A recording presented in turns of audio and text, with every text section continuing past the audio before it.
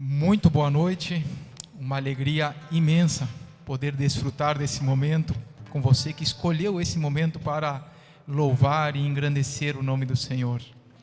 Deus abençoe ricamente a sua vida, Deus faça a presença dEle perceptível no seu lar neste momento, que todo pensamento possa ser levado cativo a Ele. Te convido a começarmos este culto orando ao nosso Deus. Pai amado, Deus de toda bondade e misericórdia, Pai, te louvamos nessa noite, Pai, porque Tu és o Todo-Poderoso, Tu és o grande eu sou, Tu és o único Deus, rico em misericórdia e poder para salvar. Deus, muito alegre estão nossos corações, Pai, muito alegre por pertencermos a Ti, Deus, por termos em Ti a nossa segurança, Deus, a esperança viva, pelo sacrifício do Teu Filho amado no nosso lugar. Muito obrigado, Deus, muito obrigado porque é graça imerecida, Deus, muito obrigado pelo perdão dos nossos pecados, Deus, obrigado, Pai, pelas mínimas coisas, Pai, pelas coisas ordinárias, Pai, que recebemos e que muitas vezes sequer nos apercebemos disso, Pai, obrigado por Teu cuidado em cada detalhe das nossas vidas, Deus, porque és um Deus abençoador, um Deus que tem prazer em cuidar dos Teus filhos, Deus. Pai, nessa noite, o nosso desejo, Pai, o nosso propósito é como Teu povo, Pai, como a Tua igreja na face da terra, Deus, aqueles que Tu, pela Tua graça, escolheste de antemão, Deus. Nosso desejo é nessa noite Te adorar, Te louvar, Pai, exaltar o Teu grande nome, Deus. Pai, Te suplicamos, Deus, pela ação do Teu Santo Espírito de Deus, vem sobre nós, vem sobre cada lar nessa noite, faz que nós sejamos conduzidos a Te adorar com todo o nosso ser, e que o nosso louvor, a nossa adoração, o meditar do nosso coração, cheguem de forma agradável a Ti, Deus. Pai, de forma alguma permite que os Teus filhos, Pai, que nesta noite decidiram ouvir a Tua mensagem, estão preparados para ouvir de Ti, Deus, que os Teus filhos não permaneçam, Pai, da forma que estão começando aqui este culto, Pai, mas que a Tua palavra venha impactar os nossos corações, Pai, e que encontre, Pai, pela Tua graça, corações obedientes, Deus, em nome de Jesus, amém. A palavra de Deus nos diz, no capítulo 5 de Romanos, versículos 7 e 8, dificilmente haverá alguém que morra por um justo. Pelo homem bom, talvez alguém tenha coragem de morrer, mas Deus demonstra seu amor por nós. Cristo morreu em nosso favor quando ainda éramos pecadores. Quero te convidar a louvar ao Senhor. Esta canção nos lembra disso. Ela declara que amor maior não há, amor melhor não há. Louvemos ao Senhor.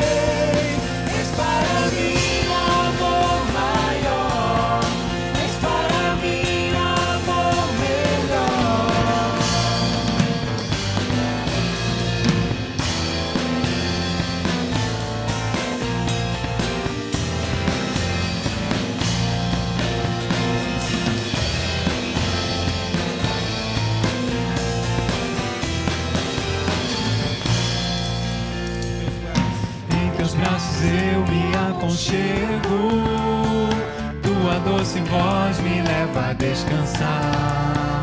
Tua palavra me faz sentir consolo e paz, pois sou teu. Em teus braços eu me aconchego, tua doce voz me leva a descansar.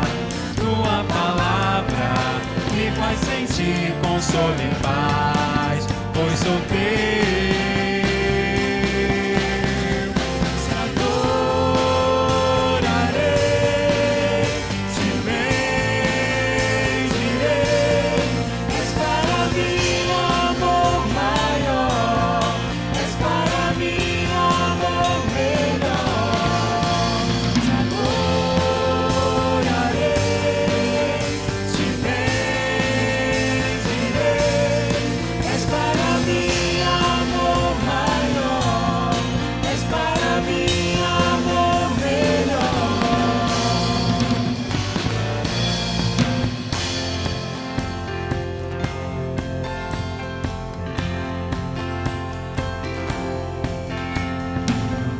Maior não há, amor melhor não há, amor maior não há, amor melhor não há, amor maior não há,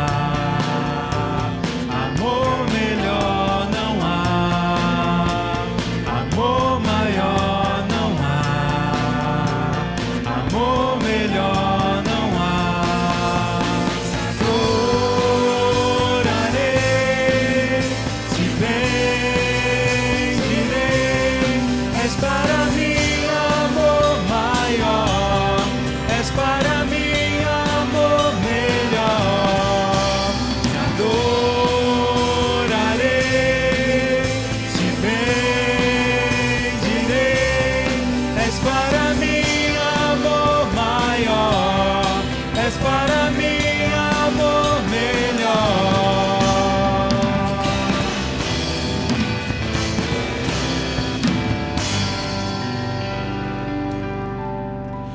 Glórias ao Senhor Jesus. És para mim amor maior, amor melhor. E não temos merecimento algum, pela graça recebemos desse amor. Te convido nessa noite a ler o texto da palavra de Deus que se encontra na carta de Filipenses, o capítulo 2. Separamos nessa noite o versículo 1 a 11. Nos diz assim a palavra de Deus: se por estarmos em Cristo nós temos alguma motivação, alguma exortação de amor, alguma comunhão no Espírito, alguma profunda afeição e compaixão, completem a minha alegria, tendo o mesmo modo de pensar, o mesmo amor, um só Espírito e uma só atitude. Nada façam por ambição egoísta ou por vaidade, mas humildemente considerem os outros superiores a si mesmos. Cada um cuide não somente dos seus interesses, mas também dos interesses dos outros.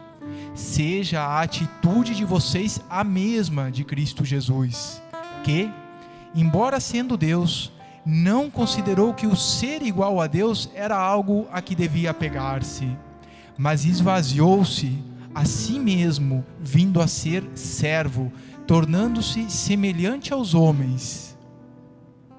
E, sendo encontrado em forma humana, humilhou-se a si mesmo e foi obediente até a morte e morte de cruz. Por isso Deus o exaltou à mais alta posição e lhe deu um nome que está acima de todo nome, para que ao nome de Jesus se dobre todo o joelho, no céu, na terra e debaixo da terra, e toda língua confesse que Jesus Cristo é o Senhor, para a glória de Deus Pai. Amém. Te convido mais uma vez a louvar ao Senhor, declarando: Santo, Santo, Todo-Poderoso, o grande eu sou. Louvemos a Ele, que é digno de toda a glória, de todo o louvor. Glórias a Deus.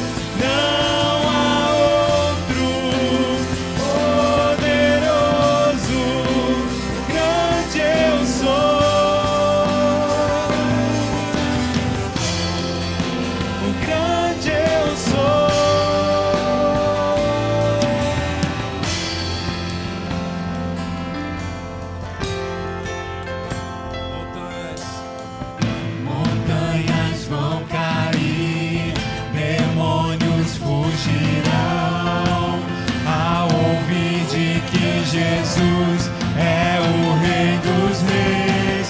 Não há poder maior, nada resistirá ao seu poder e à presença do grande eu sou, do grande eu sou, do grande eu sou.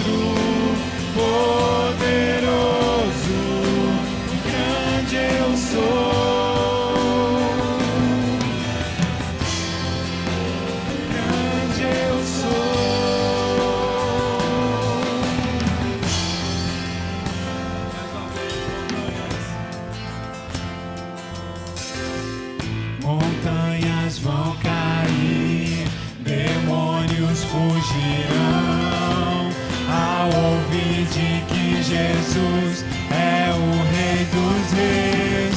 Não há poder maior, nada resistirá ao seu poder e à presença do grande eu sou, do grande eu sou. Eu sou do grande eu sou, do grande eu sou, do grande eu sou.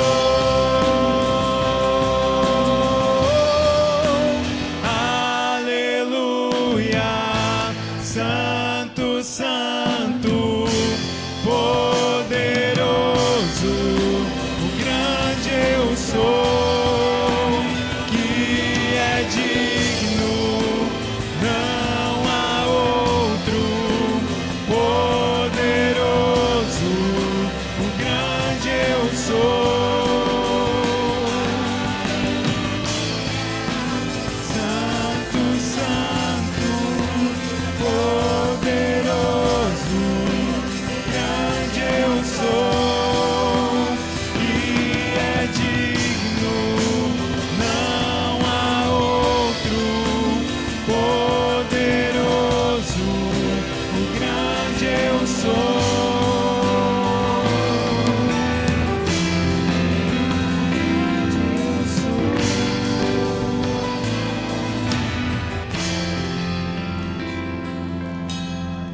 Aleluia, aleluia. Deus amado, Pai, muito obrigado, Pai. Muito obrigado, Deus, porque grande Tu és, Pai. Como cantamos aqui, digno, todo-poderoso, santo, santo, santo é o Teu nome, Deus. Ó, Pai, muito obrigado, Deus. Te suplicamos, Deus, que nessa noite,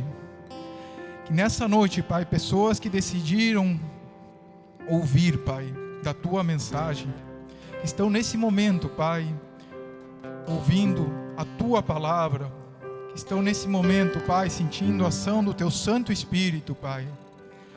Pai, quebranta esses corações, Deus, que todo aquele que ouvir da Tua palavra, Deus, nesta noite, a receba, Pai. A Tua palavra nos diz, Deus, que todo aquele que invocar o nome de Jesus Cristo certamente será salvo. Pai, que ninguém nesta noite postergue essa decisão, mas na Tua autoridade, Deus, te suplicamos, tem misericórdia sobre cada vida, Pai. Traz nessa noite salvação, Pai. Traz nessa noite, Deus, reconciliação daquele que está distante, Pai.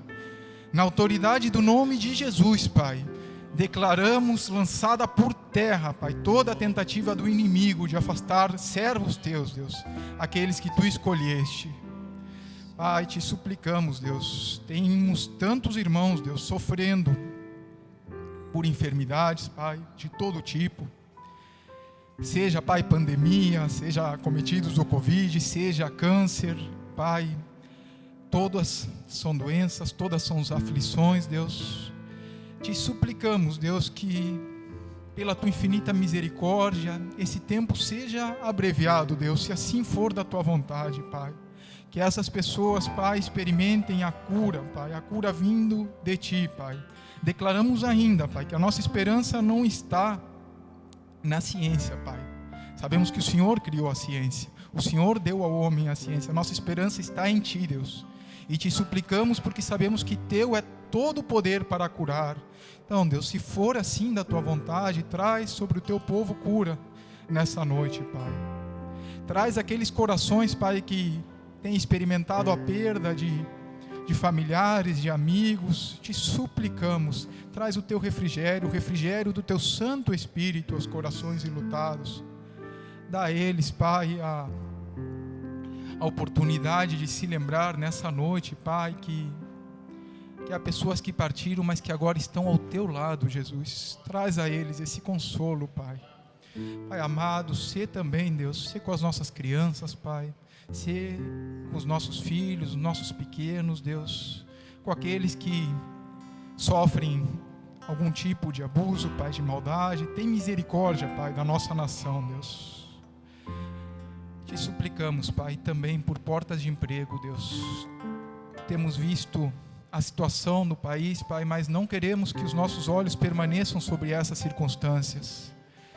Pai, te pedimos que, pela Tua infinita bondade e misericórdia, Pai, o Senhor abra os nossos olhos e nos permita contemplar aquilo que o Senhor tem preparado, Pai. Aquilo, Tua palavra nos diz que as forças se renovam daqueles que esperam em Ti. Ajuda, Pai, cada irmão que está à procura de um emprego, de uma oportunidade de trabalho, ajuda a esperar em Ti, Deus. Fortalece, Pai, vai adiante, Deus. Pai, Te suplicamos ainda, Deus, que o Senhor venha nesta noite na autoridade do Teu santo nome, Pai, e traga avivamento, Pai, aos nossos corações, Pai. Lança fora toda a frieza espiritual, Pai. Lança fora toda a religiosidade, Pai. Tudo aquilo que é humano, que tenta nos separar, Pai, ou criar qualquer empecilho, Deus. O véu foi rasgado, temos livre acesso a Ti em Cristo Jesus, Pai. Vem, Pai, opera os nossos corações, transforma, Pai, conforme o Teu querer, meu Deus. Em nome de Jesus, Pai. Amém. Irmãos, dizem que o homem fez muitos feitos, né? Entre eles o pisar na lua. Mas nós cremos que o maior feito não é do homem, o maior feito é do Senhor, que escolheu descer lá do céu e morrer na cruz por você e por mim. Esta próxima canção, ela declara isso, que não há amor mais forte que este, que venceu a própria morte, esse amor que Ele derramou por mim e por você. Louvemos ao Senhor novamente.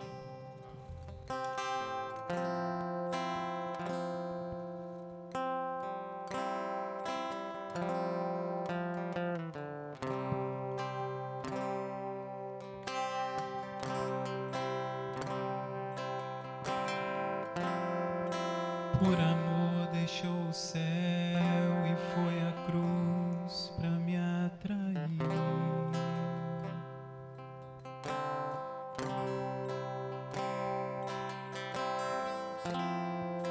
Carregou meu pecado, minhas dores sobre si.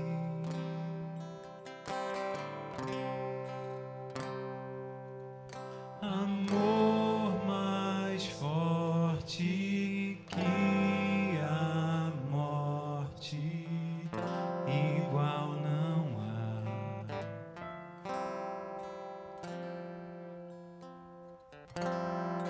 Te agradeço por tão grande sacrifício por mim.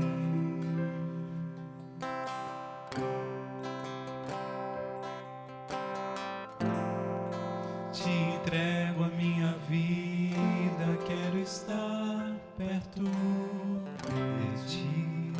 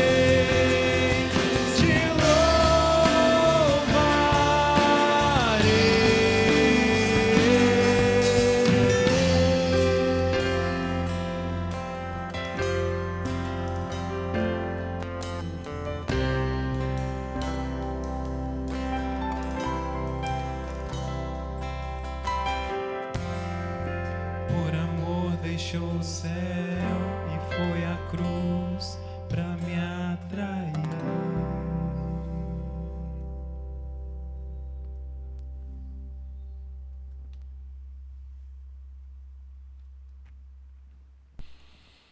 Glórias ao Senhor que por amor deixou os céus, deixou sua glória e veio a este mundo e morreu no nosso lugar, nos trazendo a sua bendita e eterna salvação.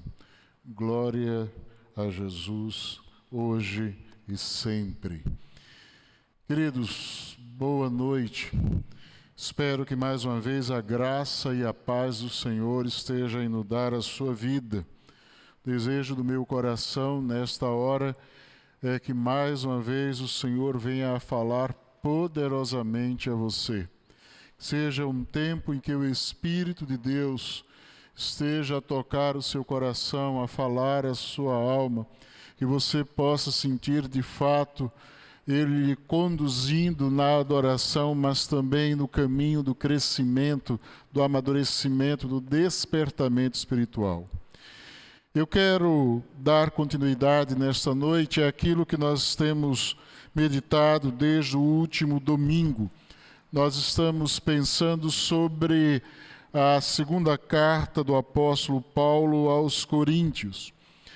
E esta é, de todas as cartas do apóstolo Paulo, a mais pessoal, onde ele fala muito mais sobre si mesmo, suas experiências de vida, de ministério, as suas dores, as suas lutas. E ele faz isso num momento muito difícil. O primeiro capítulo diz que ele esteve vivendo um momento onde ele quase que desesperou-se da vida. E nesse instante ele sentiu do Senhor aquilo que ele é. Deus é o Deus de toda consolação. Deus é o Deus das misericórdias, que nos consola em todas as situações. Por isso, eu quero convidá-lo durante este período, os próximos domingos, também voltarmos a pensar sobre isso, a provisão de Deus para o tempo da aflição. Como receber de Deus aquilo que é a sua resposta, aquilo que é o seu cuidado, aquilo que é a ação da sua graça em tempos de aflição. E eu gostaria de fazer isso a partir de uma pergunta. Você tem ideia daquilo que mais lhe causa sofrimento? Você tem noção daquilo que mais machuca a sua alma? Aquilo que de mais profundo pode lhe causar incômodo e dor? Eu quero dizer o seguinte a você: se você é um filho de Deus, se você um dia teve um encontro real, verdadeiro, transformador com Jesus, se existe algo que impacta, que machuca, que fere, que incomoda profundamente a nossa vida, chama-se pecado. Se há alguma coisa que nos fere profundamente como filhos de Deus, é sabermos que pecamos contra aquele que nos amou ao ponto de entregar a sua vida por nós. Isso é algo que nos incomoda profundamente.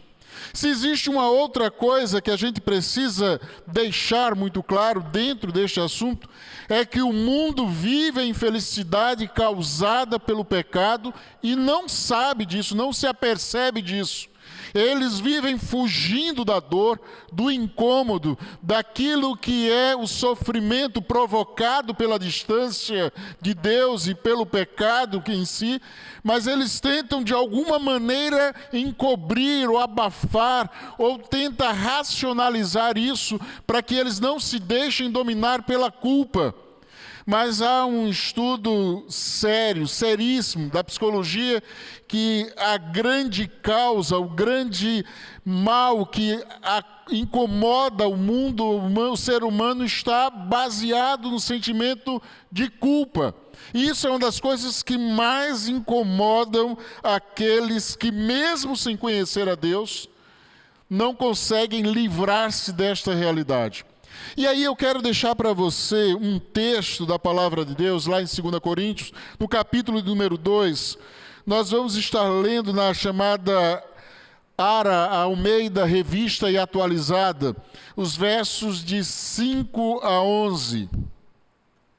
Versos de 5 a 11 do 2º capítulo da 2ª carta de Paulo aos Coríntios.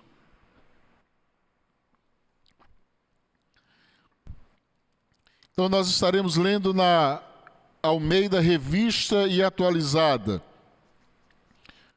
E fala-nos o seguinte, a palavra de Deus: ora, se alguém causou tristeza, não fez apenas a mim, mas, para que eu não seja demasiadamente áspero, digo que, em parte, a todos vós, basta-lhe a punição pela maioria. De modo que deveis, pelo contrário, perdoar-lhe e confortá-lo, para que não seja o mesmo consumido por excessiva tristeza. Pelo que vos rogo que confirmeis para com ele o vosso amor. E foi por isso também que vos escrevi, para ter prova de que em tudo sois obedientes. A quem perdoais alguma coisa, também eu perdoo, porque de fato o que tenho perdoado, se alguma coisa tenho perdoado, por causa de vós o fiz na presença de Cristo, para que Satanás não alcance vantagem sobre nós, pois não lhe ignoramos os desígnios. Eu quero convidar você a mais uma vez, juntos, irmos à presença de Deus em oração. Bendito e amado Deus, Deus de toda graça e misericórdia, aquele que não nos trata de acordo com as nossas ações e sempre nos dá muito além daquilo que pedimos ou até mesmo pensamos. Aquele que nos concede o favor imerecido. Por isso, Deus, nós estamos diante da Tua presença. Isso é obra da graça do Senhor. Se não fosse o sacrifício de Cristo na cruz do Calvário, que rompeu aquele véu de alto a baixo, nós não teríamos a intrepidez de chegarmos à Tua presença. Aqui estamos porque a Tua graça nos recebe, o Teu amor nos atrai. Por isso, Deus, em o nome de Jesus, fala, Senhor, conosco profundamente. Traz-nos, ó Deus, a resposta da Tua palavra a toda e qualquer inquietação que há em nós. Deus, que seja muito mais do que as palavras que saem da minha boca, que seja aquilo que o Teu Espírito fala ao nosso espírito. Que o Senhor possa mais uma vez trazer-nos a consciência da necessidade que temos do Senhor em nós. Para a glória de Jesus, em o nome de Jesus, oramos. Amém. Eu quero voltar àquilo que nós estávamos falando quando iniciamos a nossa reflexão acerca daquilo que é a tristeza, aquilo que é o sofrimento, aquilo que é a dor, a angústia, a aflição causada pelo pecado. E eu quero lembrar o nosso tema, provisão de Deus para o tempo de aflição.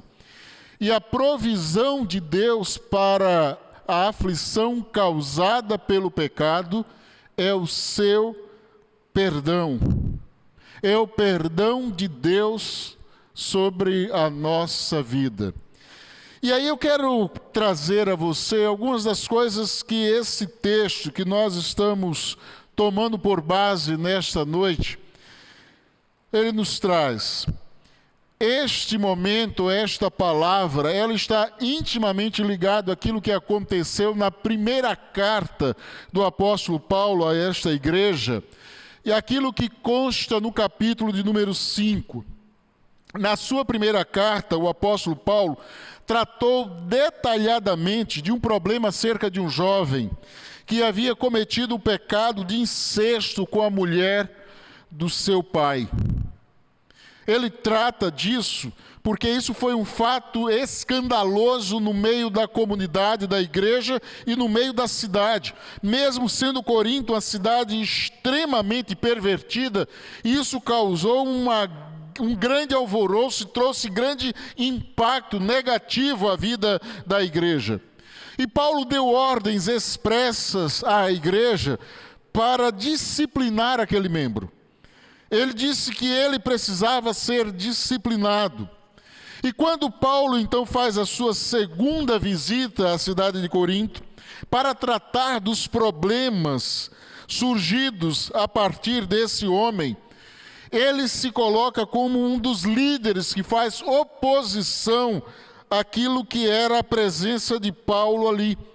E o começo, os versos 1 a 4 deste capítulo, do segundo capítulo, narram a tristeza de Paulo por perceber que aquela igreja que ele fundou com tanto amor e com quem ele tratava com tanto carinho, estava reagindo ou agindo de maneira extremamente carnal para com ele. Mas depois desse tempo, a Bíblia diz que Paulo enviou Tito àquela cidade. E aí Tito traz ao apóstolo, algum tempo depois, a informação de que a igreja havia seguido as orientações do apóstolo e que o processo de disciplina havia resultado em arrependimento e cura. Então, diante destes fatos, Paulo recomenda o perdão e a restauração do irmão, demonstrando assim as bênçãos que provêm do perdão. Assim, estes versículos tocam o âmago da discussão entre Paulo e aqueles que estavam na igreja de Corinto. Porém, agora ele volta a falar sobre a necessidade não apenas de disciplinar aqueles que ali estavam, que haviam cometido pecado, mas também de perdoar e restaurá-lo à comunhão da igreja. E é bom que a gente saiba que para Paulo não existe perdão sem disciplina. Ou melhor, para a palavra de Deus não existe perdão sem disciplina. E é bom que a gente lembre também que todos nós queremos o perdão. Mas poucos querem a disciplina. E quando a gente desvincula essas duas realidades, que a Bíblia trata como conjuntas, quer dizer, elas são faces de uma mesma moeda, não há como separar aquilo que é disciplina, o trato do perdão e da restauração. Quando a gente tenta fazer isso, a gente traz aquilo que é o baratear da graça de Deus. A gente transforma a graça de Deus em uma coisa barata, sem valor. Nós transformamos o sacrifício de Cristo em algo sem sentido ou sem realização, sem efeito. Por isso a importância que o apóstolo dá à disciplina e o perdão. E a necessidade de sermos preenchidos por esta provisão, principalmente quando vivemos tempos de aflição. E aí ele vai dizer aquilo que causa o pecado e porquê da necessidade de tratarmos disso. O pecado não traz ou não produz apenas tristeza àquele que pecou, mas traz também tristeza àqueles que cuidam daquele que pecou. Quando a gente olha para o verso de número 5, o apóstolo Paulo vai dizer o seguinte: ora, se alguém causou tristeza, não fez apenas a mim, ou seja, eu me senti triste. O seu pecado me causou tristeza. Mas para que eu não seja demasiadamente áspero, ou seja, aquilo me machucou, digo que em parte a todos vós. Nada tira mais alegria de um servo de Deus do que o pecado. E eu quero dizer para você que, como corpo de Cristo, nada há que façamos que não atinja o corpo. Não há atitude nossa que seja uma atitude estanque, separada do outro, que não incomode, que não machuque, que não fira, senão não somos corpo. Você não pode machucar um dedo e não trazer isso como dor ao corpo como um todo. Você não pode ferir uma parte do seu corpo e isso não produzir no corpo uma reação para que esta ferida seja curada. Por isso, qualquer ação de pecado, ela vai ferir aqueles que cuidam do corpo. Qualquer pastor tem grande preocupação com isso. Quantas vezes eu já falei para pessoas dizendo, olha, não case. E eu quero dizer para você que, como pastor, eu não tenho nenhuma alegria com isso. Olhar para alguém que está loucamente apaixonado por alguém e olhar para ele e dizer, não case, não é algo que me faça feliz. Mas pelo cuidado como ovelha, muitas vezes, nós somos como que impulsionados a dizer coisas ou a falar coisas que incomodam aquele que escuta. Quantas vezes eu tenho que lidar com pessoas com as quais eu venho caminhando durante muito tempo e quando eu as vejo no erro, aquilo me causa uma dor tremenda, como se aquilo que ele estivesse fazendo fosse uma atitude minha. A dor de alguém que cuida de alguém. Então a primeira palavra do apóstolo é, olha, o seu pecado não causa apenas tristeza em você, ou aflição em você, causa também aqueles que cuidam de você. O apóstolo Paulo via com alegria os açoites, as prisões, as ameaças, as privações, aquilo que era o risco da vida, mas o pecado para ele nunca foi tratado como alguma coisa fácil de se enfrentar, sempre como algo que lhe trazia grande dor.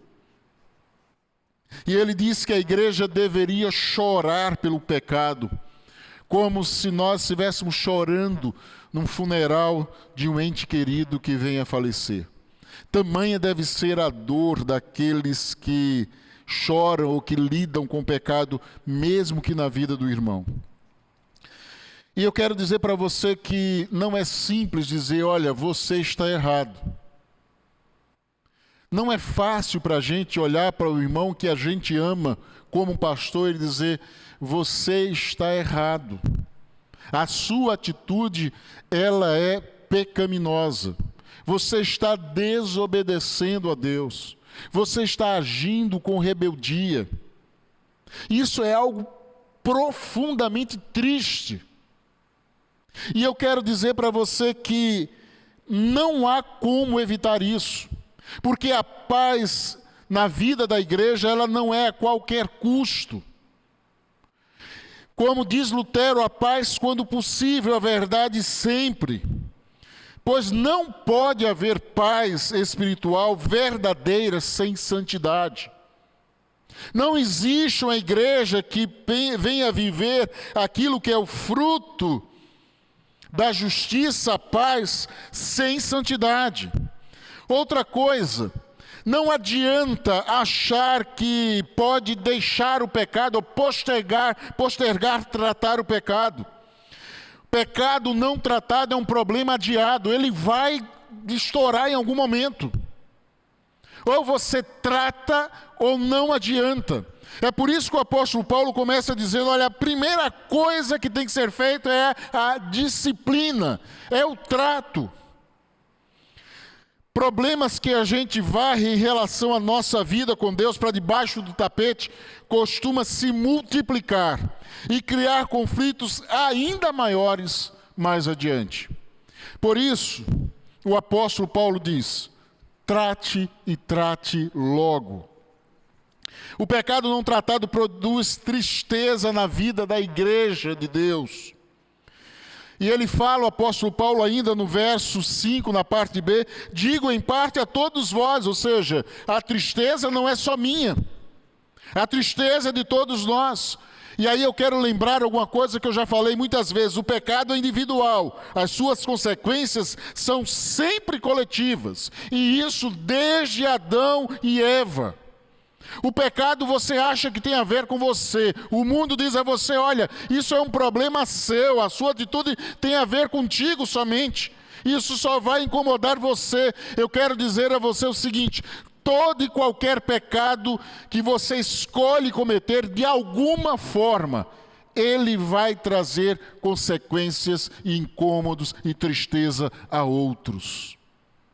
A sua desobediência, a sua infidelidade, a sua arrogância, o seu orgulho, qualquer que seja o pecado. Você pode achar que só você sabe dele. Pois eu quero dizer para você que esse pecado, ele vai trazer consequências a outros. O pecado é individual, mas as consequências são coletivas. No começo, a igreja de Corinto, em vez de sentir tristeza, lamentar, chorar pela condição vergonhosa daquele jovem, ela vangloriou-se, ela achou que era normal, natural, aceitável. Contudo, a tristeza de Paulo atingiu a todos os crentes e começou a incomodar a igreja, porque o pecado deprime a igreja. Não acredite você que o pecado, ele não incomoda. O apóstolo Paulo, ele vai dizer que aquilo não apenas o incomodava, mas também a igreja. E essa não é a realidade só do apóstolo Paulo. Quando você vai, por exemplo, no Antigo Testamento, em Davi, no capítulo de número 32 dos Salmos, no verso de número 3, ele vai dizer o seguinte: enquanto calei os meus pecados, envelheceram os meus ossos pelos meus constantes gemidos todo dia, porque a tua mão pesava dia e noite sobre mim, e o meu vigor se tornou em sequidão de estio. E aí ele vai dizer no verso 6, sendo assim, todo homem piedoso te fará súplicas em tempo de poder encontrar-te, com efeito, quando transbordarem muitas águas não atingirão, tu és o meu esconderijo, tu me preservas na tribulação e me cercas de alegres cantos de livramento. Ou seja, quando eu vou à presença de Deus, aquilo me traz alegria, restaura a minha alegria. Quando eu me afasto de Deus, porque o pecado faz separação entre nós e Deus, isso me traz tristeza. E essa tristeza não ficou só sobre Davi. Essa tristeza ficou sobre os filhos de Davi. Essa tristeza atingiu a família de Davi. Atingiu as gerações posteriores de Davi. O seu pecado trouxe grande maldição a todo o resto das gerações. Porque ele não entendeu que o seu pecado não trazia tristeza somente a ele, mas trazia tristeza a todos aqueles que com ele conviviam. A igreja sofre com o seu pecado, meu irmão. Não acredite você que pelo fato de ninguém saber, isso não vai incomodar a igreja. É mentira. E é mentira daquele que mente muito bem desde o princípio, chamado Satanás, que é o pai da mentira. Acredite você ou não, por mais que ninguém saiba do seu pecado, ele está causando dor e sofrimento ao povo de Deus. Outra coisa que o apóstolo vai dizer é que o pecado precisa ser confrontado e o pecador precisa ser restaurado, ou ser cuidado. No verso de número 6 ele diz: basta-lhe a punição da maioria.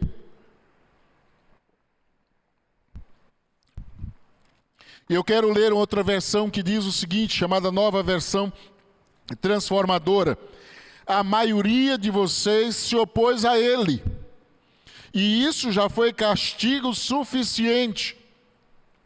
Aqui a punição e castigo tem a ver com a posição da igreja diante do pecado. Tem a ver com a postura da igreja diante do pecado. É aquilo que a igreja faz quando lida com aquele que está em desobediência. E a ideia de Paulo é, olha, ele precisa ser confrontado, mas ele precisa ser cuidado e restaurado. A disciplina é um ato de amor. Existe um autor, um psicólogo chamado Isami Tiba, que ele diz: quem ama, cuida. E uma das coisas que ele trata, um dos temas mais abordados nesse livro, é a disciplina. A disciplina é o remédio amargo que traz cura para a igreja e restauração para o pecador. E aí ele começa a mostrar a partir do verso 7 o que é o poder restaurador do perdão. Depois de falar da disciplina, Paulo trata da questão do perdão e da restauração. Paulo insiste com a congregação que ela deve perdoar o homem e fundamentou essa demonstração com vários motivos. Em primeiro lugar, ela diz: olha, vocês devem perdoar porque como igreja a gente deve amar uns aos outros. Ele pecou, mas ele não deve deixar de ser alvo do nosso amor. Ele não é alguém que nós não devamos amar. O fato de ele errar não quer dizer que ele não deva continuar sendo amado. Não acredite na ideia de que alguém, quando peca, ele deixa de ser amado por Deus. Não, o amor de Deus continua o mesmo por ele. Ele é que deixa de usufruir disso, mas o amor de Deus continua o mesmo por ele. O perdão é remédio que ajuda a curar o coração ferido.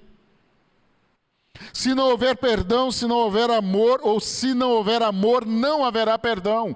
E se há perdão, haverá cura e restauração. Depois, no verso 9 e 10, o apóstolo vai dizer que isso deve ser feito por amor a Deus. É como diz o salmista Davi no Salmo 51, contra ti somente pequei.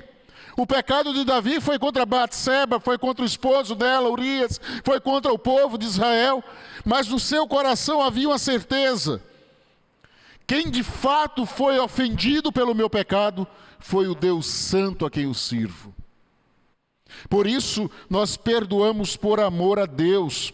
O homem havia pecado contra a igreja, mas acima de tudo ele havia pecado contra o Senhor. E por fim, por amor à igreja. Quando existe na igreja um espírito de rancor, por causa de alguém que pecou, nós criamos sentimento de rancor por ele, não tratamos as coisas da maneira bíblica. O desejo de Deus não é a extinção do pecador, é a salvação do pecador.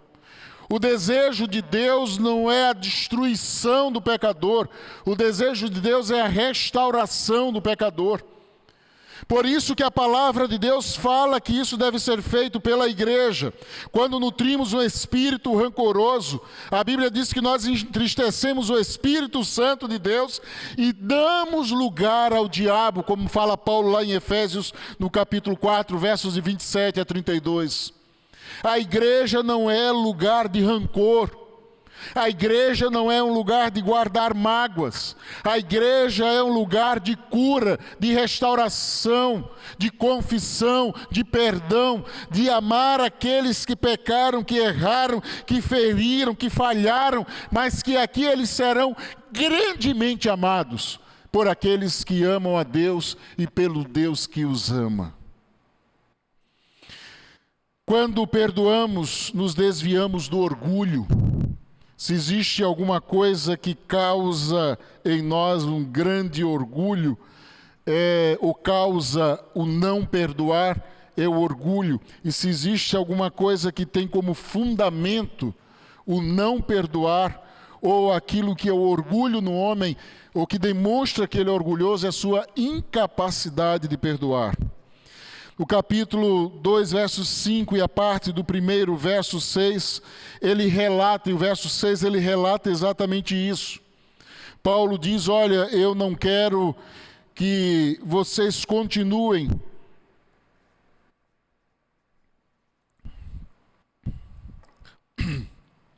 sendo duro com eles. Verso 5. Eu escrevo exatamente para que vocês não sejam por demais duro com esse homem. Ou seja, quebrantem-se. E a principal razão para não perdoarmos alguém, normalmente é o nosso orgulho. Este orgulho pede reparação. Nós queremos, nós desejamos que aquilo que nos feriu seja reparado. Nós desejamos que aqueles que nos fraudaram paguem pela fraude que eles nos fizeram. Nós queremos ter aquilo que é a reparação moral da nossa vida quando alguém de alguma forma nos causa algum tipo de embaraço moral. A gente diz, olha, essa pessoa precisa pagar pelo que ela fez. É bom a gente lembrar que algumas vezes é simplesmente impossível o reparo.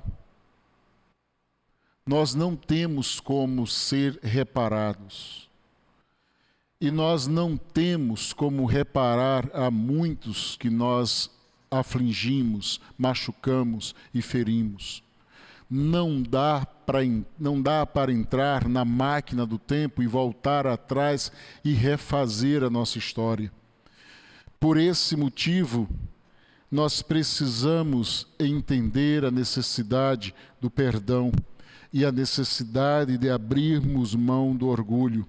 O sentimento de injustiça normalmente termina por tornar-se o chamado autopiedade. E é nesse sentido que ele se mostra ou se revela o orgulho. Porque a minha dignidade, porque os meus direitos, porque a minha honra, porque o meu nome, todas estas coisas têm um só fundamento, o orgulho. E sabe o que é interessante? É que quando a gente não perdoa, não há garantias de que nós seremos reparados pelo mal que nos fizeram.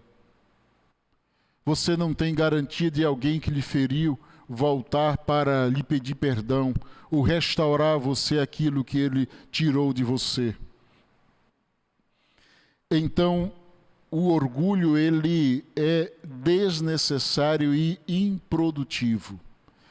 E extremamente destruidor. Esses dias eu me deparei com a leitura de uma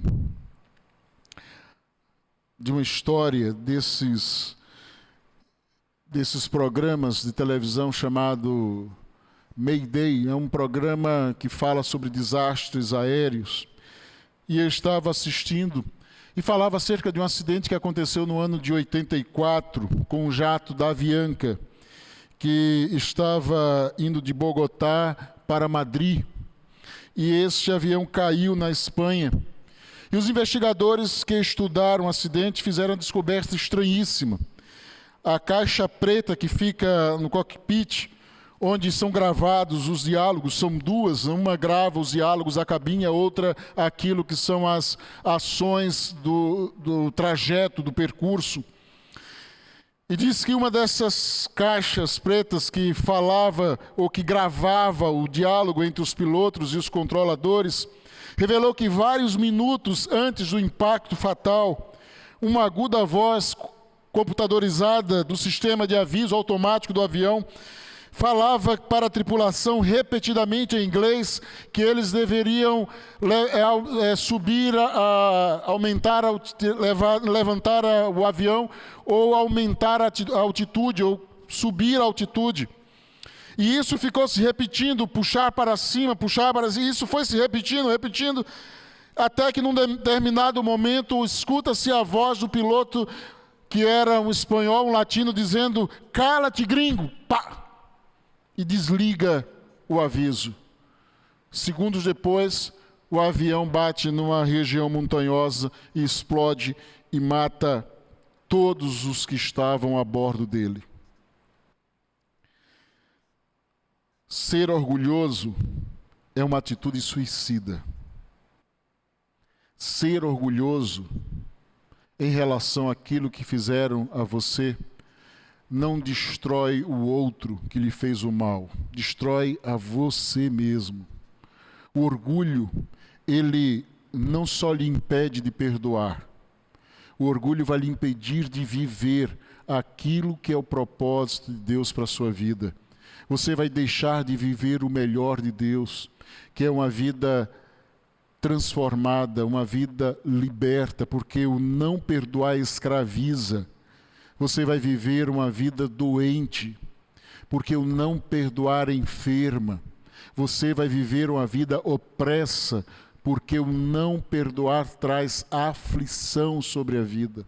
Por isso, é fundamental que a gente libere as amarras do orgulho e deixe de viver esse estado de autocomiseração, de vingança, porque isso só leva ao desespero, à alienação, a relacionamentos rompidos e à perda de alegria. A falta de perdão lhe faz alguém extremamente infeliz. Você conhece alguém que parece que vive chupando limão o tempo todo, fazendo careta a vida toda? Pois é, examine a vida dessa pessoa. Pode ter certeza que por trás daquilo ali existe um espírito extremamente opresso que não se deixa dominar pela graça de Deus para liberar perdão àqueles que lhe feriram. Se não houver perdão, não há alegria. O perdão traz conforto e alegria. Olha o que diz o verso 7. De modo que deveis, pelo contrário, perdoar-lhe e confortá-lo, para que não seja o mesmo consumido por excessiva tristeza. Se você não perdoa, você vive a infelicidade. Se você não perdoa o outro, você também vai viver a infelicidade e levar o outro a viver infeliz. A disciplina alcançou o propósito desejado. O homem que pecou se arrependeu, voltou para a igreja, agora estava quebrantado, arrependido, mas havia algo que estava consumindo a sua vida, a tristeza excessiva. Estava dominando a sua alma.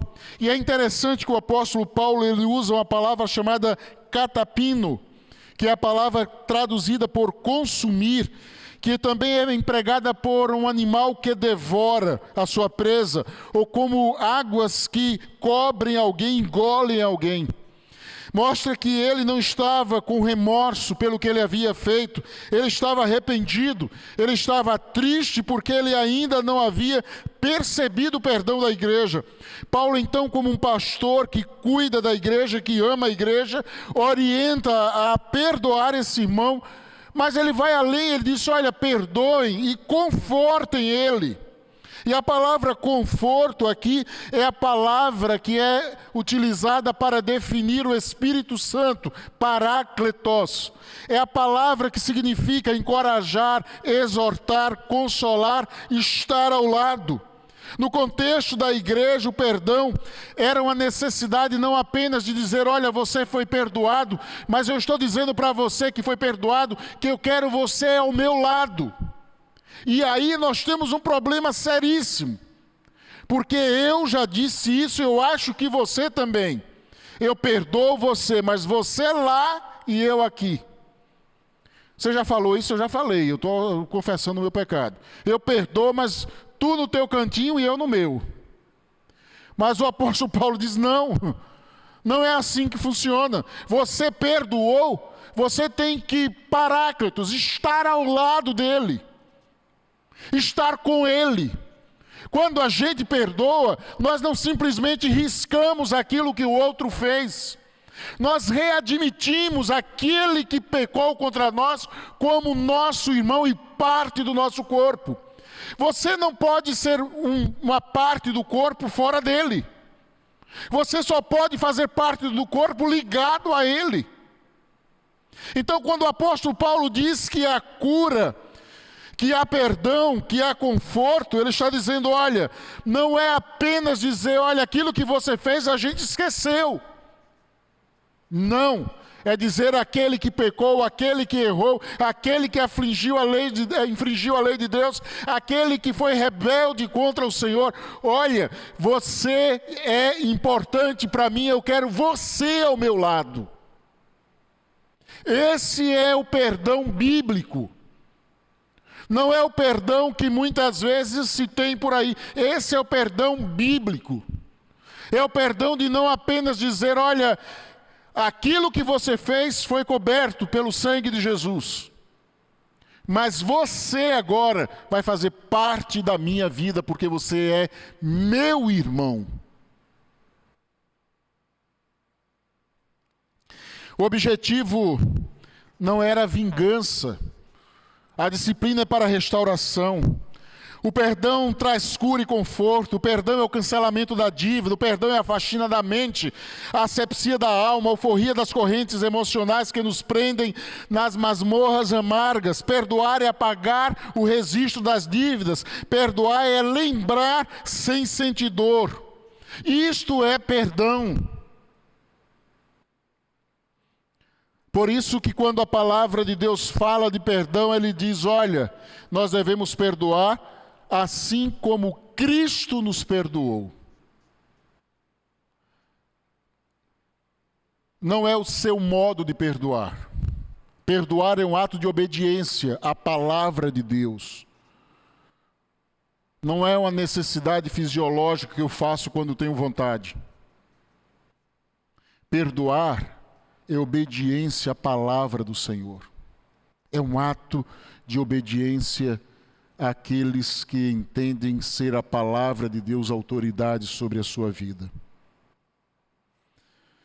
Além disso, quando perdoamos, nós devemos mostrar amor àquele ao qual nós perdoamos. Nós devemos ministrar amor sobre aqueles que voltam para Deus. E aí o apóstolo Paulo diz uma coisa interessante no verso 10. Pelo que vos rogo. Olha a expressão de Paulo, verso 10. Pelo que vos rogo, ou seja, eu clamo a vocês, que confirmeis para com ele o vosso amor. Eu clamo, eu suplico a vocês, olha, mostrem a ele o vosso amor. A igreja não deveria apenas perdoar aquele que pecou, mesmo estando ele arrependido, mas também ministrar a ele a abundância do amor de Deus sobre a sua vida. E aí eu quero dizer para você, o amor ele deve ser verbalizado, ele deve ser demonstrado. O amor, diz a Bíblia, apaga uma multidão de pecados. Não que o amor encubra o nosso pecado como faz o sangue de Jesus. O amor olha para o pecador e o aceita, sem levar em consideração o seu pecado. É isso que o amor faz. O amor não joga no rosto daqueles que caíram às suas fraquezas. É diferente, muitas vezes nós olhamos para aquele irmão que caiu e pecou e ficamos, quando será que ele vai cair de novo? Uma vez safado, sempre safado. Ele caiu uma vez, vai cair outra. O amor não joga no rosto as fraquezas e as quedas daqueles que pecaram. O amor não faz registro permanente dos fracassos. A gente não tem um papelzinho anotando o erro do outro e fica guardado no bolso das emoções e um dia a gente saca aquilo ali e diz, olha, eu quero lembrar uma coisa, talvez você tenha esquecido, mas é como eu sempre digo, quem bate esquece, quem apanha nunca deixa de esquecer. Então você esqueceu porque foi você que bateu em mim, está aqui o registro daquilo que você fez.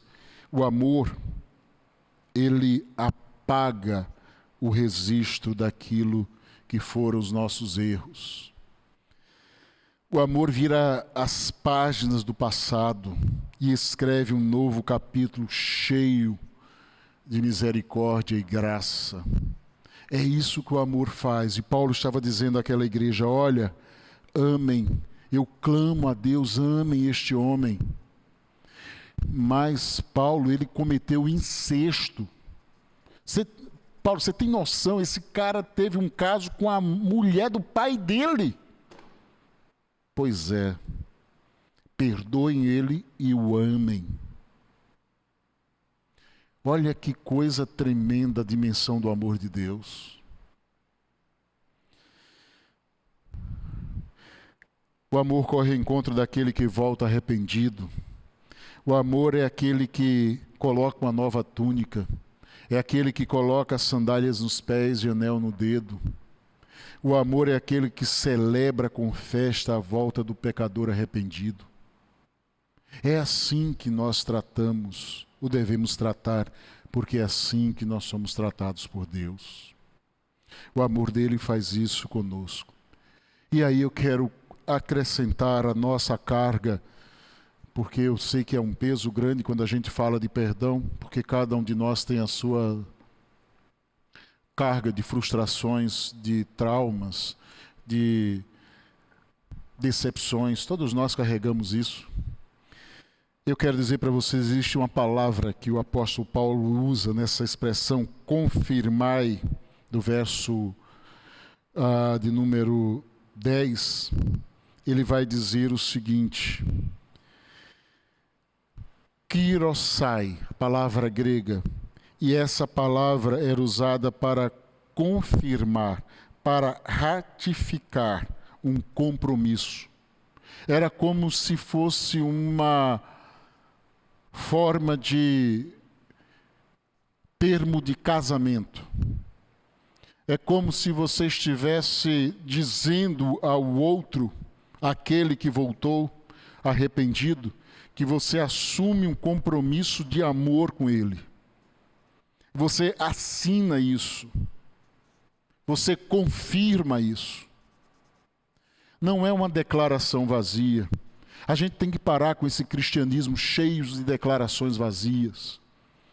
Não é simplesmente algo emocional que falamos na hora de um culto. Não. A gente tem que confirmar, afirmar, ratificar aquilo que a gente fala. Ou seja, registre isso. Coloque no papel o seu amor pelo seu irmão. Portanto, a confirmação do amor contida na exortação, eu diria muito mais na ordem imperiosa deixada por Paulo para ser um ato formal que a igreja deveria exercer para com aqueles que cometeram pecado. E aí a gente chega ao próximo ponto do perdão, que a restauração deve ser feita como uma atitude coletiva de toda a igreja. E aí ele vai dizer o seguinte, no verso de número 10. A quem perdoais alguma coisa, também eu perdoo. Porque de fato que tenho perdoado, se alguma coisa tenho perdoado, por causa de vós o fiz na presença de Cristo. Ou seja, vocês perdoam e eu também. O perdão que restaura é uma atitude coletiva de toda a igreja. Não pode haver perdão parcial por parte da igreja. Existe uma coisa que nós temos como prática na nossa igreja, ou nas igrejas batistas, é que nós não recebemos alguém por membro a não ser por unanimidade. Ninguém pode ser membro de uma igreja batista a não ser por unanimidade. Não pode ter um voto contra. Porque a restauração, o perdão é uma atitude coletiva. O receber alguém não é uma atitude de um grupo ou de outro, mas tem que ser de todos. A finalidade da disciplina é transformar e não castigar o pecador. Então, ele tem que ser restaurado a comunhão da igreja. Não é a comunhão de um grupo, de uma pessoa ou outra, mas de toda a igreja. E essa deve ser uma atitude que é feita na presença de Cristo. O propósito dessa disciplina não é a destruição de alguém que pecou, mas a sua restauração. A igreja precisa estar unida, tanto no processo da disciplina, como na decisão da restauração. Quando um pecador se arrepende, tanto a reconciliação como a reintegração devem acontecer, são faces da mesma moeda. E aí ele chega no capítulo 11, ele faz uma ameaça, mostra uma ameaça perigosa. E ele diz o seguinte: para que Satanás não alcance vantagem sobre nós, pois não lhe ignoramos os desígnios. E aí ele diz o seguinte, ele usa uma palavra no grego chamada pleonekteo, que significa era usada para defraudação arrogante de uma pessoa, frequentemente mediante meios desonestos. Era alguém que tirava algo de alguém de forma desonesta, uma forma de furto, uma forma de estelionato, tirar alguma coisa de alguém sem que ele tenha ciência daquilo que está sendo feito. E aí Paulo diz o seguinte: como é que isso acontece? Como Satanás pode ter vantagem sobre a igreja? Como a igreja pode fracassar em restaurar aqueles que são ou que chegam até ela arrependidos? Como isso pode acontecer?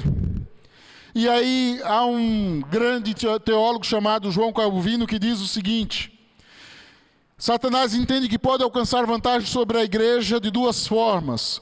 Quando esta se torna rigorosa demais, a ponto de não restaurar o pecador arrependido, ou quando permite que a divisão se levante entre os irmãos por causa deste que voltou arrependido. E aí eu quero dizer como Satanás alcança a vantagem sobre a igreja. Quando ela deixa de ser uma comunidade terapêutica. A igreja é uma comunidade de pessoas perdoadas e perdoadoras. Você chegou aqui porque alguém perdoou você. Você está nesse lugar porque o perdão de Deus lhe alcançou. Você é parte da igreja de Cristo porque os seus pecados foram perdoados na cruz do Calvário. Ora, se você foi perdoado, é da Bíblia que você perdoe. É por isso que Jesus ele faz uma constatação àqueles que são seus discípulos. Em primeiro lugar, como Satanás alcança vantagem sobre a igreja quando ela deixa de ser uma comunidade terapêutica. A igreja é uma comunidade de pessoas perdoadas e perdoadoras. Se você faz parte da igreja é porque você foi perdoado. E se você foi perdoado é porque você entende a importância do perdão para a sua vida e você deve perdoar aos outros. Jesus ele parte do princípio de que aqueles que o seguem haverão de perdoar. Ele não manda nos perdoar, ele diz que nós perdoaremos. Ele parte da constatação de que aqueles que o seguem receberam tamanha graça da parte dele que jamais vão deixar de perdoar aqueles que lhe ofendem. Ela deve rejeitar o pecado, a igreja, mas ela nunca deve deixar de acolher os pecadores. Ela tem que acolher e acolher como a Bíblia nos ensina, para perdoar e para amar como Deus os ama. Deixar de acolher os que se voltam no pecado para Deus é deixar que Satanás crie vantagem sobre nós. Sempre que deixamos de consolar aqueles que são movidos a uma sincera confissão do seu pecado, nós favorecemos ao próprio diabo.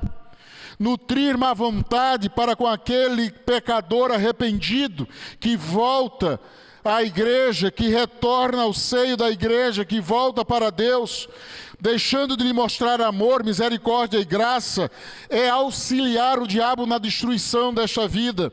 Sabe uma coisa que o diabo odeia tremendamente? Perdão. Se existe alguma coisa que ele tem um ódio profundo, é do perdão de Deus em nós e para conosco, e do perdão nosso para com os outros. Se existe algo que destrói toda a arma do inferno contra a vida de alguém, é a atitude de perdoar. O diabo quer ver sempre desalento, desespero, trevas, tristeza, amargura, porque é nessa atmosfera, nesse ambiente, que ele consegue apoderar-se das pessoas e destruir aquele pecador ferido. Os ressentimentos na congregação são aproveitados rapidamente por Satanás e ele pode minar rapidamente a saúde espiritual da igreja. O esquema do diabo sempre foi frustrar o trabalho de Cristo em sua igreja pelo mundo afora, espalhando o povo de Deus. Assim Satanás consegue bloquear o avanço da igreja e do reino de Deus. Se nós não perdoarmos, Se nós não praticarmos o perdão, nós estaremos impedindo, ou atrapalhando, ou dificultando o agir daquilo que é a obra evangelizadora de Cristo no mundo. Nós estamos dando espaço para que o diabo tire vantagem sobre nós, quando, como igreja, nós induzimos o pecador a pensar que não há uma nova oportunidade para ele. Satanás tem duas estratégias. A primeira delas é induzir o homem a pensar que o pecado é inofensivo, que não lhe faz mal, que não destrói a sua vida, que não vai lhe trazer prejuízo nem dano. Ele tenta trazer à nossa mente continuamente de que nós não vamos sofrer por pecar. A segunda é induzi-lo a crer que se você pecou, não há restauração para você. Se a igreja deixa de restaurar os que foram feridos e não os perdoa, Satanás alcança vantagem sobre nós. Nós precisamos dizer a todos estes que eles continuam tendo de Deus uma nova oportunidade. Eles continuam tendo de Deus uma nova chance. Eles continuam sendo alvos da graça renovadora e restauradora de Deus. Há uma nova oportunidade para você sempre. Eu lembro que havia um irmão, isso é uma história contada, creio eu, pelo pastor Caio Fábio, em um dos seus livros da década de 90, a década de 80, 90, que o pastor Caio Fábio falava, contando essa história, que havia um irmão que ele não podia ouvir falar de perdão nem de graça. Quando ele escutava a palavra graça ou perdão, na hora do culto ele levantava, começava a glorificar a Deus, a dizer aleluia, glória a Deus, Deus seja louvado, e ele fazia isso em alto e bom tom para que todos escutassem, e aquilo incomodava a igreja, mas todos tinham um grande carinho por ele, porque ele tinha vivido uma vida de desobediência, de pecado, e Deus havia o libertado, livrado, e trouxe ele para o seio da igreja. Então as pessoas sempre tratavam ele com muito cuidado, carinho, muito tato, mas todas as vezes que o pastor falava, e o sangue de Jesus nos perdoa, pronto, ele levantava, gritava, glória a Deus, aleluia, só faltava subir no banco. E aí veio o aniversário da igreja, convidaram um pastor de fora, e aí começou aquele movimento na liderança da igreja, o que é que nós vamos fazer com o irmão do glória a Deus, aleluia. Porque o pastor, o visitante, quando ele estiver pregando, falar perdão, graça, o sangue de Jesus, ele vai levantar e vai atrapalhar o pastor. Como nós vamos fazer? E aí alguém teve uma brilhante ideia, vamos colocá-lo no ministério da intercessão. Tem uma sala lá no subsolo, a gente coloca ele lá, tira tudo da sala, não deixa nada, porque qualquer coisa que ele lê, ele começa a gritar glória a Deus e aleluia. A gente deixa ele lá dentro, fecha a porta e diz para ele que ele vai ficar na intercessão até o final do culto, que ele não pare de orar. E aí colocaram o irmão lá embaixo no subsolo, fecharam a porta, e o culto rolando aqui, daqui a pouco alguém começa a ouvir, mesmo ainda abafado, mas começam a escutar glória a Deus, aleluia, glória a Deus, aleluia. Todo mundo se entreolhando, e o culto continuou, e aquele som meio abafado, mas ainda chegava no auditório, no templo, glória a Deus, aleluia, aleluia, glória a Deus. E aí o pastor terminou o culto, chegou para o diácono, disse para tirar tudo da sala. Como assim? O que foi que aconteceu? Ele disse, eu tirei tudo, pastor, não deixei nada, só deixei uma cadeira para ele se apoiar ajoelhado, só isso, não deixei mais nada. Eu disse, por que ele está gritando então, glória a Deus, aleluia? Será que ele ouviu aqui o culto? Não sei, pastor. Aí ele desceu, o pastor foi lá embaixo, quando chegou estava o irmão chorando aos prantos, e numa alegria espiritual tremendo, glória a Deus, glória a Deus, glória a Deus, aleluia, Deus seja louvado. E aí o pastor disse, o que foi, irmão? O que é que aconteceu? Ele disse, pastor, eu estava aqui orando. E no momento eu me distraí, abri os olhos e olhei para esse mapa que aí está. Tinha um mapa mundo na parede. E aí eu vi ali o Oceano Atlântico. E aí eu lembrei que Deus coloca os meus pecados no mais profundo do oceano. Eu não suportei, pastor. Tive que gritar glória a Deus e aleluia novamente. Quando a gente se depara com o perdão, com a graça de Deus, com a restauração do Senhor, a gente não consegue ficar parado, porque é tão grandioso, tão sublime, tão maravilhoso, que a gente tem que exaltar o Senhor. A igreja precisa dizer a este mundo: olha, existe uma nova esperança para você. Existe uma nova oportunidade para você. Eu quero dizer a você que está vivendo uma vida de desobediência, de pecado, você que talvez tenha cometido pecados terríveis, como este jovem a quem Paulo orientava a igreja a aceitá-lo novamente, que cometeu o pecado do incesto. Não importa o pecado que você tenha cometido, a palavra de Deus está dizendo que em Jesus há perdão e restauração para a sua vida. Olha o que diz o autor da carta a João, a primeira carta. João, falando à igreja, ele vai dizer o seguinte no verso de número 9 do capítulo 1 da sua primeira epístola. 1 João, capítulo 1, verso 9. Se confessarmos os nossos pecados, não tem aí que tipo de pecado é esse. Se confessarmos os nossos pecados, Ele, Jesus, é fiel e justo para nos perdoar os pecados e nos purificar de toda injustiça. Ele pode perdoar pecados, Ele tem poder para perdoar os seus pecados. Não importa quais sejam eles. Igreja, nós não podemos evitar de conceder àqueles que chegam até nós o perdão de Deus, se Deus já lhe deu o perdão. Nós não podemos deixar de dar comunhão a quem Deus recebeu. O Deus fiel e justo recebeu o pecador. Quem somos nós para evitar que ele esteja sendo tratado, recebido por nós? A igreja de Jesus precisa continuar dizendo a este mundo que jaz no maligno que há perdão em Deus, há restauração em Jesus, há nova vida, há novo recomeço. Não importa se o momento é o último, como o ladrão que estava ao lado de Jesus na cruz, há esperança para você em Cristo Jesus. E por fim, Satanás é um inimigo perigoso. A gente precisa estar atento. Há uma expressão do apóstolo Paulo que diz: aquele que pensa estar de pé, cuidado para que não caia. Ele está dizendo isso sobre ou acerca daquilo que é a nossa falsa ideia de que nós podemos, ou quem sabe estamos melhor do que alguém.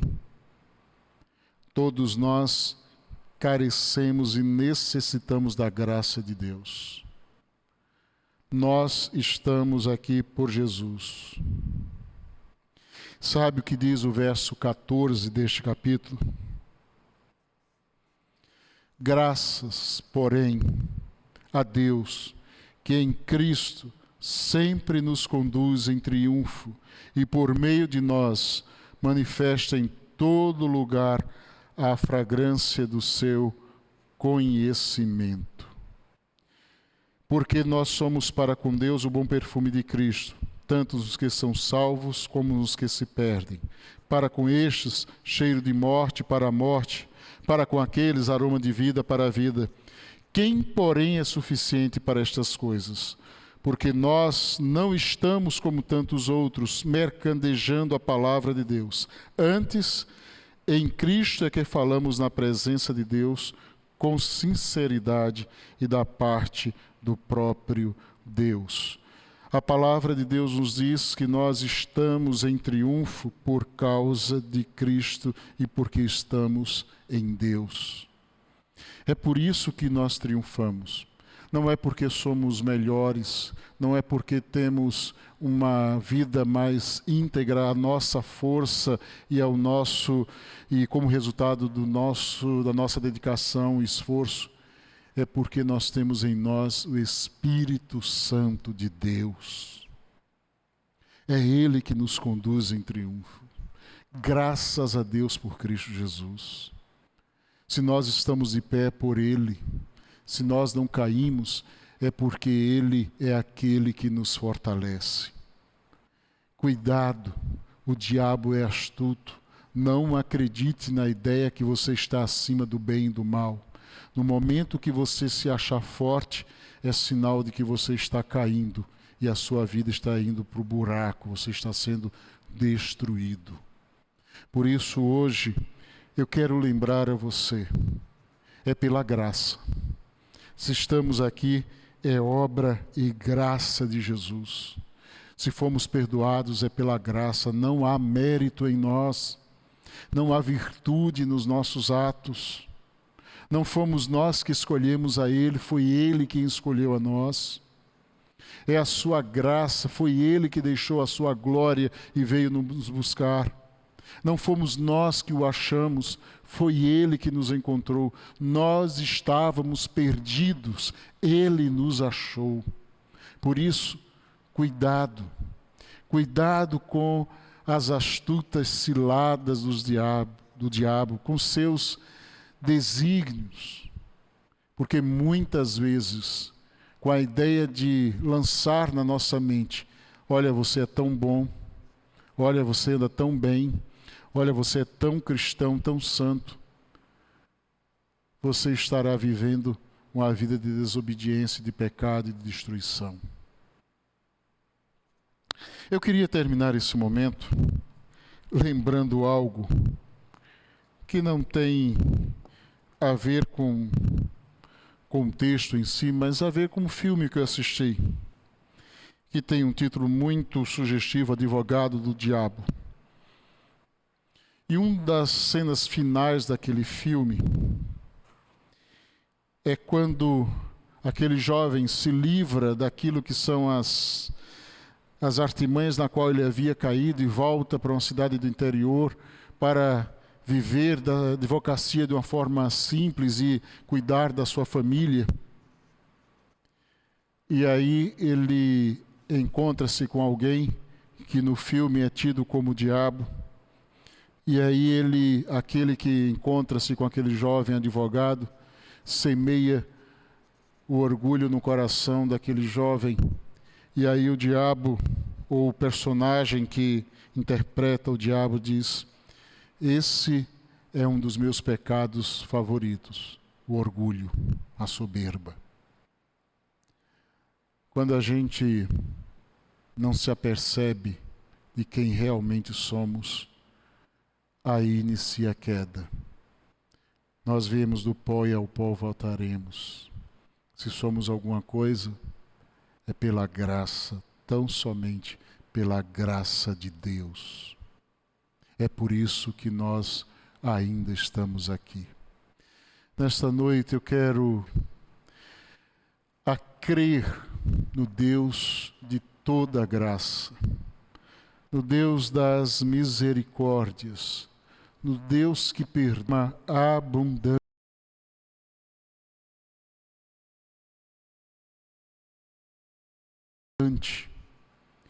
No Deus que veio dizer a você mais uma vez: preste atenção, eu estou aqui para restaurar a sua vida. Eu vim para salvar e não para destruir. Jesus continua dizendo isso agora para você. Preste atenção, eu quero restaurar a sua vida. Nesta hora eu quero te convidar a orar, a colocar a sua vida diante de Deus, a colocar-se como povo de Deus, igreja de Jesus. A quem sabe você que não faz parte da igreja, que ainda não entregou-se a Cristo, a tomar essa decisão agora, dizer: Senhor, eu creio que a tua graça me é suficiente. Eu creio que o Senhor é capaz de me perdoar. Eu sei que eu fui terrível, tive as piores atitudes, cometi os piores pecados, tomei as atitudes erradas que me distanciaram, que me afastaram, que me separaram de Ti, mas eu creio que o Teu poder se aperfeiçoa na fraqueza. Por isso hoje, Deus, mostra que a Tua graça superabundou onde houve abundância do meu pecado. Faz isso hoje, ore ao Senhor nesse instante, colocando a sua vida diante de Deus e recebendo dele o perdão. Deus amado e bendito, gratos te somos, ó Pai, pela tua bendita graça, graça bendita, maravilhosa graça. Esta que nos alcançou, que nos transformou, que nos libertou, que nos lavou, que nos purificou de todo pecado. Deus amado, nós te somos gratos, eternamente gratos, porque nada havia em nós que pudesse chamar a tua atenção. Foi pela tua escolha de amor que o Senhor veio até nós. Foi pela tua decisão voluntária de nos amar apesar de nós que o Senhor veio a este mundo. Obedeceu ao ponto de morte, morte de cruz, para que naquela cruz fosse pregado os nossos pecados. Ó Deus, nós recebemos nesta hora desse perdão maravilhoso que o Senhor tem para nos dar. Nós acreditamos, ó Pai, que foi riscado todo escrito de dívida que havia da nossa parte contra Ti.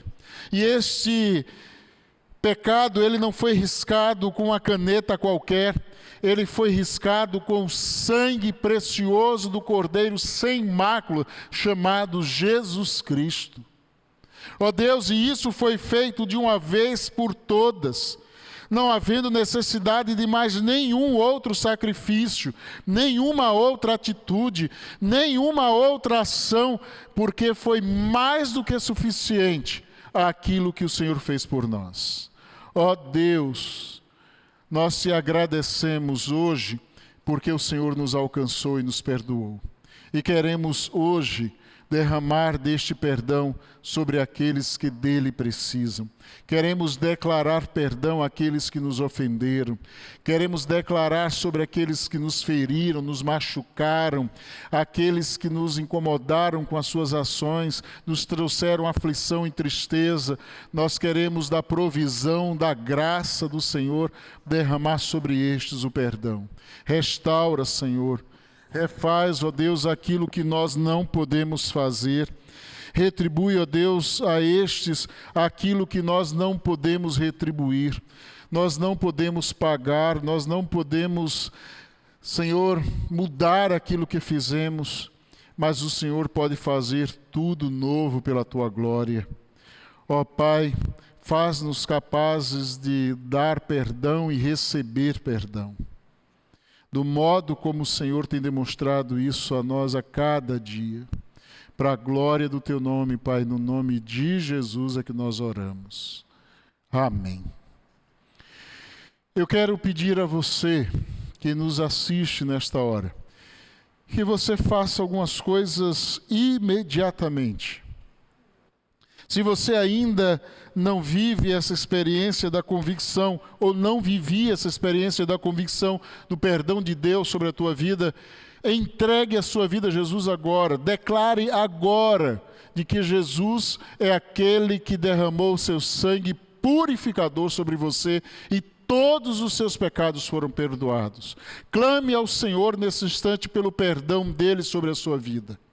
E eu quero dizer a você, se há alguém que você precisa perdoar, não deixe para depois. Se existe algo que a gente não pode fazer com a palavra, é deixar para usá-la em outro dia. Porque o inimigo ele vai tentar vir e arrancar a semente. Então faça agora. Ligue para alguém que você sabe que precisa declarar perdão. Alguém que você precisa perdoar. Alguém que você precisa pedir perdão. Faça isso agora. Não deixe para outro momento. Tome a sua decisão nesse instante. E se você estiver entregando a sua vida a Jesus, coloque aí a sua decisão no chat, coloque aí nos comentários para que a gente possa estar orando por você. Se você quer oração para essa atitude e de buscar perdoar, ou de dar perdão a alguém, ou de pedir perdão a alguém, coloque o seu nome aí para que estejamos orando por você, colocando a sua vida diante do Senhor e ajudando você a tomar esta atitude. Faça isso nesse instante, para a glória de Jesus, na autoridade do nome de Jesus. Ele vai lhe dar a capacidade de fazer isso. Faça isso agora, não deixe para depois, faça nesse instante. Tá bom? Que Deus te abençoe, que Ele lhe dê o poder e a capacidade e a autoridade para tomar essas decisões nesse instante. Muito bem, vamos concluindo esse momento de culto, momento de adoração ao nosso Deus, de louvor ao Senhor. Eu quero destacar nesse momento aqueles que estão aniversariando esta semana. Quero destacar no dia 17 a irmã Leila de Oliveira Nascimento. Dia 18, a irmã Adriana Leite Pereira, da nossa congregação Koinonia. No dia 17 de março também tem Gabriel Oliveira Trindade de Souza. E no dia 18, Luiz Riquelme Araújo Costa. Que o Senhor esteja abençoando a vida dos queridos, derramando da sua graça, do seu poder, fazendo com que esse dia seja um dia de grande alegria e regozijo na presença do Senhor, junto com os seus. Não deixe de experimentar ou de tratar esse dia como um dia especial. Numa época como essa, onde a gente ouve tantas notícias de morte, tantos informes de falecimentos. Se você tem a oportunidade de agradecer a Deus por mais um ano de vida, e principalmente um ano como foi este último ano, esse é um tempo que você deve celebrar com grande festa diante do Senhor, com grande alegria. Quero também deixar para vocês alguns avisos. As nossas atividades semanais continuam as mesmas. De segunda a sexta, às 6:30 da manhã, nós temos o nosso culto de oração, a nossa live matinal, na minha página no Facebook. Às segundas-feiras à noite, nós temos a nossa sala de oração no Zoom. Você pode mandar um zap para o 90 70 10 0453 e aí você vai receber o link para participar dessa sala de oração. Durante a semana temos as quartas-feiras, 19h30, o Celebrando a Recuperação, no canal do YouTube da igreja. Na sexta-feira, também no canal do YouTube da igreja, às 19h30, nosso culto de oração e estudo bíblico. Então, não deixe de participar. Aos domingos, continuamos com a nossa sala da Escola Bíblica Dominical, nossa transmissão da Escola Bíblica Dominical no canal do YouTube, às 10h30 o culto presencial e também no canal do YouTube, e à noite, às 18h30, apenas e tão somente no nosso canal do YouTube. Então, não deixe de participar, não deixe de assistir a essas programações e pertencer ou participar delas e de transmitir essas programações, de compartilhar elas com outros, para que outros também estejam sendo abençoados pela palavra e pela oração. Quero também deixar para os queridos, nós estamos clamando ao Senhor por esse momento de construção e reforma da igreja. Nós já compramos as nossas janelas, acreditamos que na próxima quarta-feira, dia 17, nós teremos a instalação dessas novas janelas. Quero também dizer que a parte estrutural, primeira do elevador, já está posta. Nós estamos apenas agora aguardando o maquinário e aquilo que é a parte externa, e tudo indica que isso estará acontecendo no começo de abril. Quero dizer para você que nós precisamos da sua ajuda, necessitamos do seu apoio. Como Igreja de Jesus, nós cremos que aqueles que sustentam a Igreja de Cristo são os seus filhos, aqueles que fazem parte da igreja através da sua generosidade, da sua liberalidade. Se você deseja contribuir com esta obra, eu quero te convidar a fazer parte de 100, entre aqueles 100 irmãos que estarão doando R$200. Durante todo este período, nós queremos levantar 100 irmãos com R$200 para aquilo que são as conclusões, ou a conclusão das obras que já iniciamos. Ajude-nos com a sua oferta, com a sua contribuição. Você pode fazê-lo virtualmente, você pode acessar a conta da igreja, está aí o número da conta, o CNPJ, agência, banco.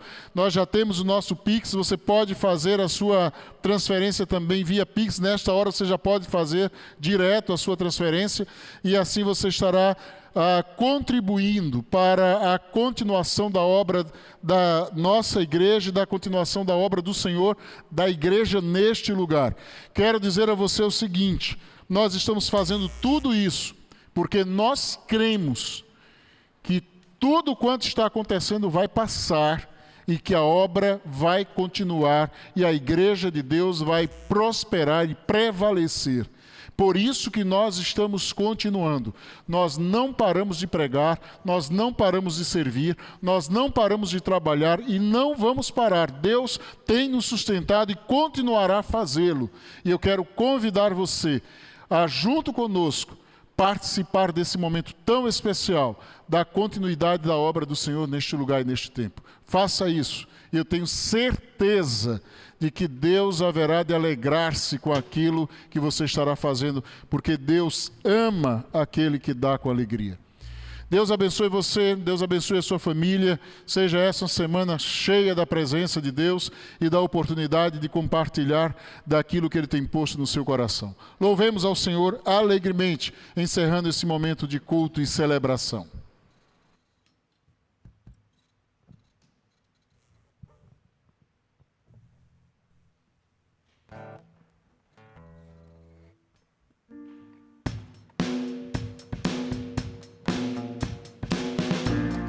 Forças irão se renovar se esperarmos no Senhor, esperarmos no Senhor. Nossas forças irão se renovar se esperarmos no Senhor, esperarmos no Senhor. Ó Deus, Tu és a força que traz a esperança.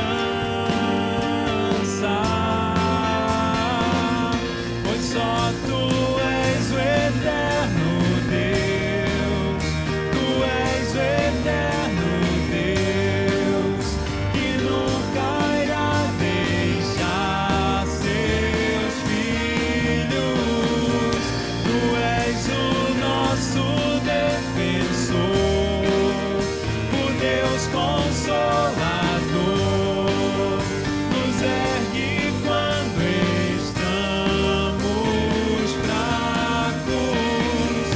nossas forças irão se renovar se esperarmos no Senhor, esperarmos no Senhor.